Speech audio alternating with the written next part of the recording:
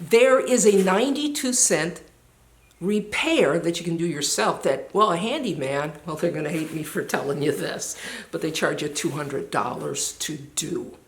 Now, here's the thing. Things just cost too much money. I was in the supermarket last week standing in line. I reached, honest to goodness, for a candy bar. Folks, it was $3. $3 for a candy bar. So my mission this week is to save you money. So next time you got to make that repair, you don't have to call a handyman. I'm going to show you how to do it yourself, step by step by step. And you're going to say, Leah, stop. It's too easy. Stop saving us money. I am Leah Bolden of seejanedrill, and I'm a trades instructor. I was also on the History Channel, where I'm recognized as one of the top authorities in the country for everything home improvement. Now, in today's video, I'm going to walk you through a simple receptacle install. That's right. And I'm going to show you how to do it step by step by step. And you're going to be thinking, oh, my Leah, are you telling me it's that easy? Folks, it's that easy. So why don't we just, well, let's get started. Now, the first thing I want to show you is the importance of testing the outlet or switch prior to working on it to make certain that it is not energized. Now, I'm using a non-contact voltage tester here, but you can also use this style voltage tester. You just plug it in. So we'll use both so I can show you how it's done. Now, I know that this is energized. I'm going to turn on my tool. You'll notice that it's green. And when I stick it into our outlet, I'm going to get a red light, which tells me that it's energized. If it wasn't energized, it would just be green. You would know that the power was off. So let me turn this tool off, and I'm going to take the kind that you plug into the receptacle. Then you plug it in, and you see you've got two lights showing, all right? And these two lights kind of tell me two things. It's telling me that the outlet is wired correctly, and it's telling me that the outlet is energized. So what we want to do is we want to walk over to the breaker panel, and we want to shut off the power.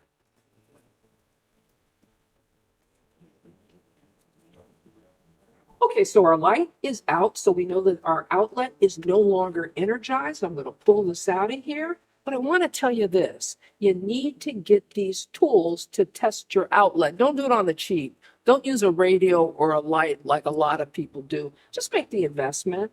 Either purchase one of these, which is also a transmitter that works with a receiver, or get one of these non-contact voltage testers. And you know what? It doesn't hurt. I'm going to turn this on, power it up. Doesn't hurt to double check. And so we're good. It's all out. No longer energized, and it doesn't hurt to be doubly sure. It's safe to work on. We're going to pull this outlet out, and to do that, I'm using an electrical screwdriver because it's insulated. And you may want to make the investment because it's just safer to work with insulated tools when you're working around electrical. Now, what we're going to do is we're going to pull it away. And typically, folks, you'll have at least 6 inches of wire to pull out. All right, so we've got our outlet pulled out of the box, and we have 3 wires to disconnect. Our white one, which is our neutral, which is right here. Then we have a ground wire, which is typically bare copper or green. And then on the opposite side of our outlet, we have a black wire, and that's our hot. Now, I will also say this. The brass colored terminals, that's what these are here, denote hot. And then on the opposite side, our silver colored terminals denote neutral. And then at the very bottom, this is a real old outlet, okay? Typically this screw is green, and that denotes ground. So that kind of is a roadmap letting you know where each wire goes. Hey, listen, can I encourage you to join the seejanedrill community? I'm going to place a link in the description below that will take you there so you can check it out, because there's like-minded people like you, man. They're trying to save money because, well, things things are so expensive right now. And it's a great community with great people, and you'll learn a lot. So check it out. Okay, I want you to notice something. I'm going to turn this outlet on its side here, and you'll notice that there are 2 screws and 1 neutral wire. And then when you turn the outlet to the other side, the opposite side, you're going to see the same thing. You're going to see 2 terminal screws, but only 1 black wire. Well, if you ever pull an electrical component out of the wall and you see 2 wires attached to the terminal, and you look on the other side and there are also 2 neutral wires, then you know that this particular outlet is connected to other outlets on the circuit. Okay, so let's replace this receptacle because it's an older one. Okay, so I'm just going to disconnect it. So I'm going to move on to this bottom brown wire, and then I'm going to flip it over and get my hot wire as well, which is my black wire here.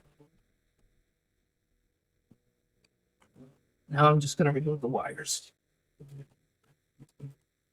All right. All right, so I've got my outlet disconnected, and now I just have the wires exposed. Now it's time to install our new outlet. And you've got a couple choices here. This one is just your standard outlet with your terminal screws on the side, very much like the outlet we removed. But there's also an outlet that's DIY friendly. And I got to tell you, I really like this outlet because it's got the push-click system.